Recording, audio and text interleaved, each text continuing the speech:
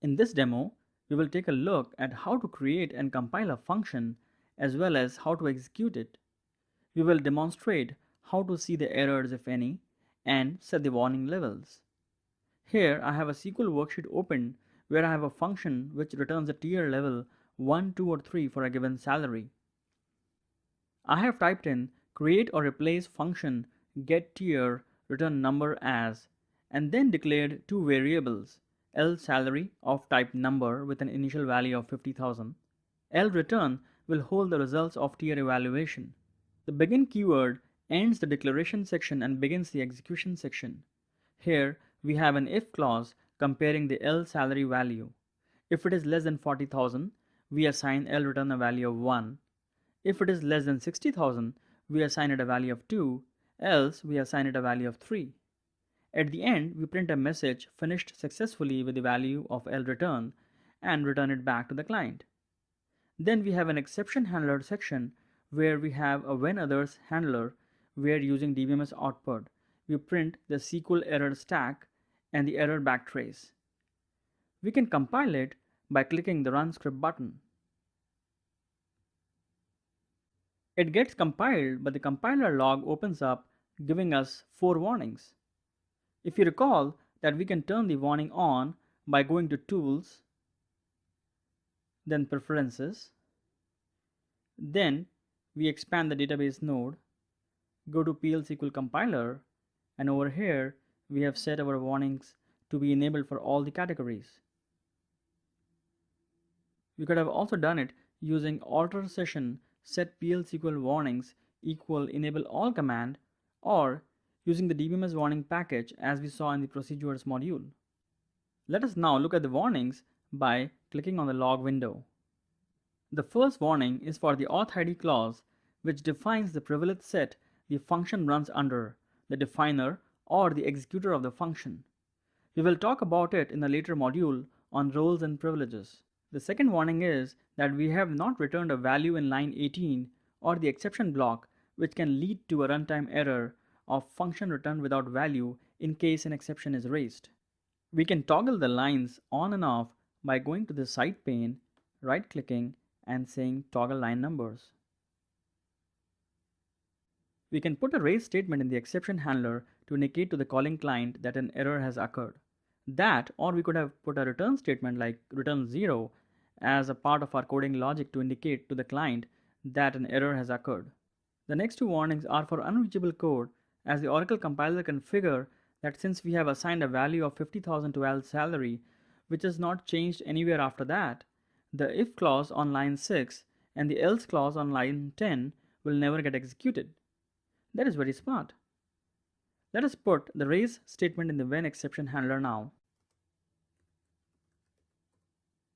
We will let the auth ID and the unreachable code warning stay for now. When we talk about passing parameters later, we will see how to better implement it by passing in a salary parameter. Let us run the script again. We are left with the warnings for the auth ID clause and the unreachable code, which we will ignore for now. If on the left in the navigation pane you expand the function tree, you will see our function over there. Let us double click it and open it. You can make changes inside here and then you can click on the compile button to compile it again. We can also compile for debug here by clicking the compile for debug option. This will make the icon change to a green color indicating that this function is compiled in the debug mode. You could have also done it from the SQL Developer worksheet by typing alter function getTier compile debug. We can also create a function by right-clicking on the functions node and selecting new function. This will open up a new window where it tells you the schema in which this function is going to be compiled. You can select another schema from the drop-down. If you want to create it in another schema you have privileges on.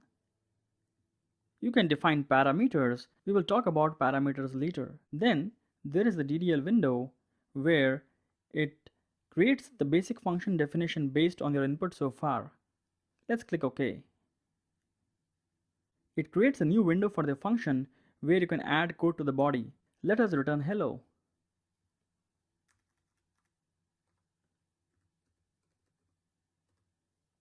And now let's compile it. You can also see our function in the function tree now. Let us see how we can run this. I will show you all the three ways of running it. The most common way of running it would be from the anonymous block or from within another function or procedure. Let us see how to run using an anonymous block. We have declared ltier of type number. Inside the execution block, we invoke the getTier function and assign the result back to ltier variable. Then using dbms output.putLine, we print the value of ltier. Let's run it. As expected, we see the output of ltier is 2.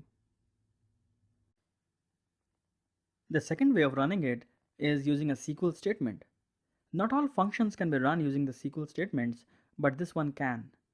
We will talk about those conditions later. Here, we run it using select getTier from dual. Dual is a dummy table used for doing computations, running some functions, etc. Let's run it. As expected, we get the output of 2. The third way of running it is using bind variables to hold the result of the function. Let us first declare a bind variable as variable ltier of type number. We can use exec to execute the getTier function and assign its result to :ltier bind variable. We can do it similarly using the execute statement. Finally, using the print statement, we print the current value of ltier. Let's run this. As expected, we see a value of 2.